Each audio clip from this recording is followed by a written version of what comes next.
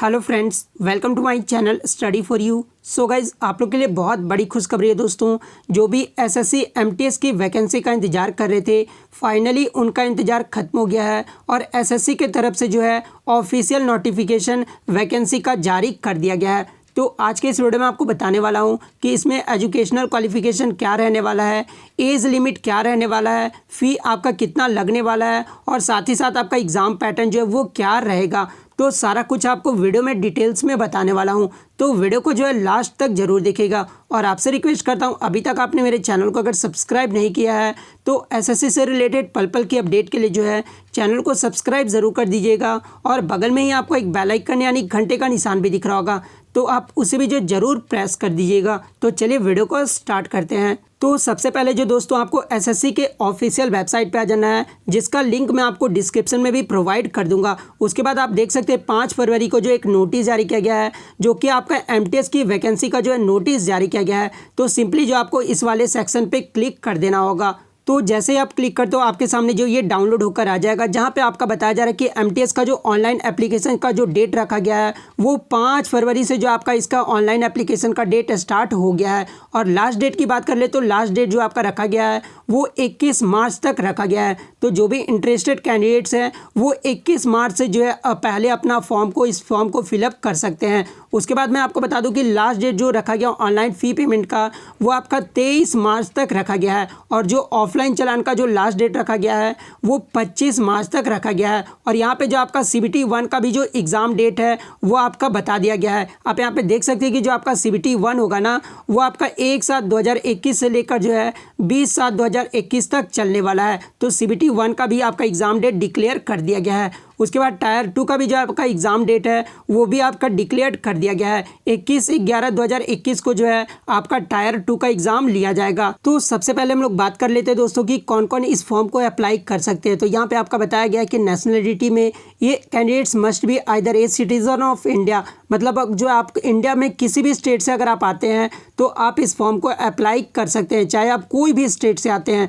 तो आप इस फॉर्म को अप्लाई कर सकते हैं। तो ये डाउट जो है बच्चों को क्लियर हो गया होगा, क्योंकि बहुत सारे बच्चों का मन में ये डाउट रहता है कि सर मैं बिहार से हूँ तो इस फॉर्म को अप्लाई कर सकता हूँ या फिर नहीं। तो मैं आपको बता दूं कि आप कोई भी स्टेट से आते हो ना तो आप इस फॉर्म को अप्लाई कर सकते हो। उसके बाद मैं एज लिमिट की बात कर लूँ, एज लिमिट क्या रखा गया है तो आप यहाँ पे सिंपली देख सकते हैं 6 पारा में जो आपका एज लिमिट में बताया गया है कि आपका जो एज का काउंट किया जाएगा ना वो 1/1/2021 से जो है आपका एज काउंट किया जाएगा, यानी 1 जनवरी 2021 से जो है आपका एज काउंट किया जाएगा। वहीं मैं अगर जनरल कैटेगरी की बात कर लूँ, अगर आप जनरल में आ रहे हैं तो आपका जो न्यूनतम उम्र रखा गया ना वो 18 वर्ष रखा गया है और जो मैक्सिमम एज रखा गया ना वो आपका 25 वर्ष रखा गया है। और आपका जो एज का काउंट किया जाएगा आप यहाँ पे देख सकते हैं 10th में अगर आपका जो है 2/1/1996 से लेकर जो है 1/1/2003 के बीच अगर आपका डेट ऑफ बर्थ आ रहा है तो आप इस फॉर्म को अप्लाई कर सकते हैं। अब एग्जाम्पल के तौर पे मैं आपको बता देता हूं दोस्तों, अगर आप जनरल कैटेगरी से आ रहे हैं, ठीक है, और अगर आपका date of birth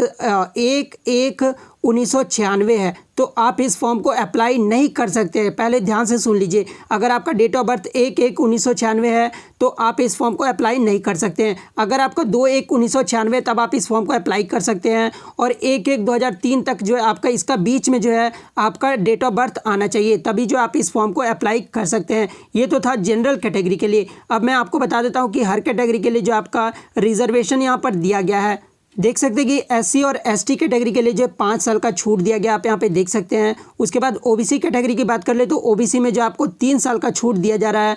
PWD candidates को जो है 10 ईयर का छूट दिया जा रहा है। PWD OBC वाले कैंडिडेट्स को जो है 13 ईयर्स का छूट दिया जा रहा है। आप हर कैटेगरी का आप देख सकते हैं, जो भी कैटेगरी में आप आते हैं उसका आप रिजर्वेशन देख सकते हैं कि आपको कितना जो है छूट दिया जा रहा है। अब बात कर लेते हैं दोस्तों एजुकेशनल क्वालिफिकेशन की। तो आप यहाँ पे 9वें पारा में देख सकते हैं एजुकेशनल क्वालिफिकेशन के बारे में आपका बताया गया है कि 1/1/2021 तक जो है आपको मैट्रिकुलेशन पास होना अनिवार्य है, यानी आप जो है 10th पास किसी भी बोर्ड से आप किए हो तो आप इस फॉर्म को अप्लाई कर सकते हो, ठीक है। तो मैं आपको बता दूं कि आप CBSE बोर्ड से भी पास किए हो 10th, या फिर ICSE बोर्ड भी होता है उससे भी अगर आप पास किए हो, या फिर कोई स्टेट बोर्ड से भी आप 10th पास किए हो तो आप इस फॉर्म को अप्लाई कर सकते हैं। उसके बाद 10th पारा में आपका बताया गया दोस्तों कि आप कैसे जो इस फॉर्म को अप्लाई कर सकते हैं, यानी SSC के ऑफिशियल वेबसाइट से जो है आप इसको ऑनलाइन अप्लाई कर सकते हैं। उसके बाद जो सबसे ज़्यादा बच्चों को मन में डाउट रहता है वो फोटोग्राफ को लेकर रहता है, ठीक है। तो मैं आपको बता दूं कि जब आप इसका एप्लीकेशन फॉर्म ऑनलाइन भरोगे तो सबसे पहले जो आपको बात ध्यान में रखना है कि आपको जो है कलर पासवर्ड साइज जो है फोटोग्राफ जो है अपलोड करना है, जो कि आपको जेपीजी फॉर्मेट, जिसमें जो आपको 20 KB से लेकर जो है 50 KB तक की फ़ोटो को जो है अपलोड करना है। और उसके बाद जो आपको यहाँ पे इंपॉर्टेंट बात बताया गया है कि जो आपका फोटोग्राफ होना चाहिए ना, वो आपका 3 महीने के पहले का नहीं होना चाहिए, ठीक है। मतलब करंटली का जो आपका फोटोग्राफ होना चाहिए। और जिस भी दिन आप ये फोटो खिंचा रहे हो उस दिन का जो आपको डेट मेंशन करना होगा। आप यहाँ पे क्लियरली देख सकते हैं कि application without such date printed on the photograph will be rejected. यानी अगर आप जो है डेट मेंशन नहीं करोगे फोटोग्राफ में तो आपका जो एप्लीकेशन है ना वो रिजेक्ट कर दिया जाएगा। तो ये चीज़ आपको बिल्कुल ध्यान में रखना है। और इमेज का डायमेंशन भी आपका बताया गया कि इमेज का जो डायमेंशन होना चाहिए ना वो आपका 3.5 सेंटीमीटर विड्थ होना चाहिए और 4.5 सेंटीमीटर आपका हाइट होना चाहिए, ठीक है, फोटोग्राफ का। तो ये जो आपका डायमेंशन बताया गया है। तो कल मैं आपको ऑनलाइन अप्लाई करके भी बताऊंगा कि कैसे जो आपको ऑनलाइन अप्लाई करना है अपने फ़ोन से या फिर लैपटॉप से। तो सारा कुछ मैं आपको कल डिटेल्स में बता दूंगा।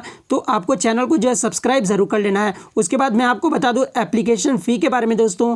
तो एप्लीकेशन फ़ी जो आपका यहाँ पर लिख रहा है जनरल कैटेगरी वालों का वो 100 रुपया लगने वाला है। जनरल और ओबीसी कैंडिडेट्स का जो है यहाँ पे 100 रुपये लगने वाला है। और मैं आपको बता दूं कि जो भी महिला कैंडिडेट्स हैं, मतलब कोई भी वुमेन कैंडिडेट्स है और SC और ST कैंडिडेट्स का कोई भी यहाँ पे चार्ज नहीं दिया जाएगा। मतलब कि आप इसके लिए जो कोई भी आप पे नहीं करेंगे। यानी क्लियरली शब्दों में अगर मैं आपको बताऊं दोस्तों कि जनरल और ओबीसी में अगर आप आते हो, वो भी आप मेंस कैंडिडेट मतलब मेल कैंडिडेट्स हो, तो आपको जो है 100 रुपये पे करना होगा। इसके अलावा आप कोई भी कैटेगरी में आते हो तो आपको जो है कोई भी एप्लीकेशन फ़ी का चार्ज नहीं देना होगा। उसके बाद जो सबसे इंपॉर्टेंट बात है दोस्तों कि आपका जो है सिलेक्शन प्रोसेस क्या होता है। तो इसमें देखिए मैं आपको बता दूं कि सिलेक्शन प्रोसेस जो होता है वो आपका 2 चरण में होता है, ठीक है। पहला जो आपका होता है वो आपका पेपर 1 होता है। इसमें आपका 2 पेपर होता है, एक तो आपका पेपर 1 होता है और पेपर 2 होता है। तो पेपर 1 जो होता है ना वो आपका कंप्यूटर बेस्ड एग्जामिनेशन होता है, जिसमें जो आपके 4 सब्जेक्ट से जो है प्रश्न पूछे जाते हैं।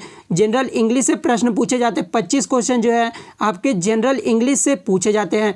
वही मैं बात कर लूँ अगर जनरल इंटेलिजेंस यानी रीजनिंग से जो है आपके 25 प्रश्न पूछे जाते हैं और मैथ से जो है आपके 25 प्रश्न पूछे जाते हैं। उसके बाद जो आपको जनरल अवेयरनेस यानी जो जीके जीएस से जो है आपके 25 प्रश्न पूछे जाते हैं। यानी ओवरऑल अगर बात करें तो ओवरऑल जो आपके 100 क्वेश्चन पूछे जाएंगे, जिसके लिए एक क्वेश्चन के लिए जो आपको 1 मार्क्स दिया जाएगा। और टाइम ड्यूरेशन की बात कर ले तो टाइम ड्यूरेशन जो आपका रहने वाला है वो 90 मिनट का रहने वाला है। यानी 1.5 घंटे का जो है आपका ये पेपर CBT 1 रहने वाला है। और पेपर 1 जो होगा ना वो आपका मल्टीपल चॉइस क्वेश्चन होगा, ठीक है। तो आपको कंफ्यूज नहीं होना है। और इसमें सबसे मेन बात है कि आपका निगेटिव मार्किंग भी रहने वाला है। निगेटिव मार्किंग कितना रहने वाला है तो 0.25 मार्क्स जो है आपका निगेटिव मार्किंग रहने वाला है। और मैं आपको बता दूं कि जो आपका मेरिट लिस्ट बनता है ना वो CBT 1 के ही आधार पे जो आपका मेरिट लिस्ट तैयार किया जाता है, ठीक है। तो आपको जो सबसे ज़्यादा फोकस करना है वो CBT 1 पे ही करना है, क्योंकि CBT 2 जो होता है ना वो आपका क्वालिफाइंग नेचर का होता है, जिसमें जो आपके 50 मार्क्स का जो एग्जाम लिया जाता है, जिसमें आपके शॉर्ट ऐसे और लेटर पूछे जाते हैं, ठीक है, जिसमें जो आपको 30 मिनट जो है वो दिया जाता है। लेकिन मैं आपको बता दूं कि जो है आपका पेपर 2 होता है ना डिस्क्रिप्टिव पेपर, वो आपका जो है क्या होता है तो वो आपका क्वालिफाइंग नेचर का होता है। और ये आपका मैं बता दूं कि ये जो आपका ऑनलाइन ये एग्ज़ाम नहीं होता है, ऑफलाइन एग्ज़ाम होता है, ठीक है। जो CBT 2 होता है ना वो आपका ऑफलाइन एग्ज़ाम लिया जाता है। उसके बाद आपका यहाँ पे सिलेबस बताया गया कि आप यहाँ पे देख सकते हैं इंग्लिश लैंग्वेज से जो आपके कहाँ से प्रश्न जो है वो पूछे जाएंगे। तो कल मैं सुबह जो आपको सिलेबस का वीडियो भी जो है प्रोवाइड कर दूंगा, ठीक है। तो सारा कुछ जो आपको सिलेबस में बता दूंगा कि आपके जो है कहाँ से प्रश्न जो है वो पूछे जाएंगे। बस आपको ध्यान में ये रखना है कि जो CBT 1 होगा ना वो आपका 4 सेक्शन से जो है प्रश्न पूछे जाएंगे, जो कि आपका जनरल इंग्लिश हो गया, जनरल इंटेलिजेंस, न्यूमेरिकल एप्टीट्यूड जिसको आप मैथ बोलते हैं, उसके बाद जनरल अवेयरनेस जिसको GK और GS जिसको आप बोलते हैं, ठीक है। तो ये 4 सेक्शन से जो आपके CBT 1 में जो है प्रश्न पूछे जाएंगे, जो कि आपके जो है कंप्यूटर बेस्ड एग्जाम होने वाला है। तो यही सब जो थे इंपॉर्टेंट इन्फॉर्मेशन थे दोस्तों। इसके अलावा कोई भी अगर आपको डाउट है इस वीडियो में, ठीक है, तो आप जो है कमेंट करके जरूर पूछ लीजिएगा। मैं सुबह वाले वीडियो में जो आपको सारा डाउट जो है क्लियर कर दूंगा, ठीक है। और अगर चैनल पर नए तो चैनल को जरूर सब्सक्राइब कर लीजिएगा, क्योंकि MTS से रिलेटेड कोई भी आपको प्रॉब्लम होगा तो सबसे पहले जो आपको इस चैनल पर प्रोवाइड किया जाएगा। तो मिलते हैं नेक्स्ट वीडियो में, तब तक thank you, all the best.